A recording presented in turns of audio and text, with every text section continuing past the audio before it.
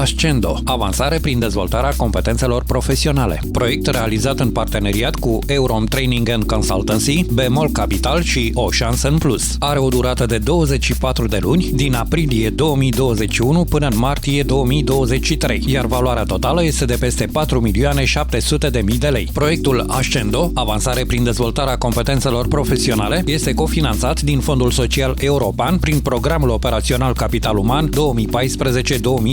Organizează cursuri autorizate ANC, OIVPD, competențe antreprenoriale, grafician calculator, lucrător în comerț, cameristă, agent de securitate, lucrător în construcții și cursuri informale, competențe de bază matematică, competențe digitale, specialist marketing, operator call center. Persoane eligibile, angajați, inclusiv PFA și întreprinderi individuale, vârsta între 25 și 64 de ani, domiciliul sau reședința într-una dintre regiunile cuprinse în zona de implementare ce intenționează să obțină noi calificări. Informații la 0749 267 873 sau pe gheorgheibris@yahoo.com.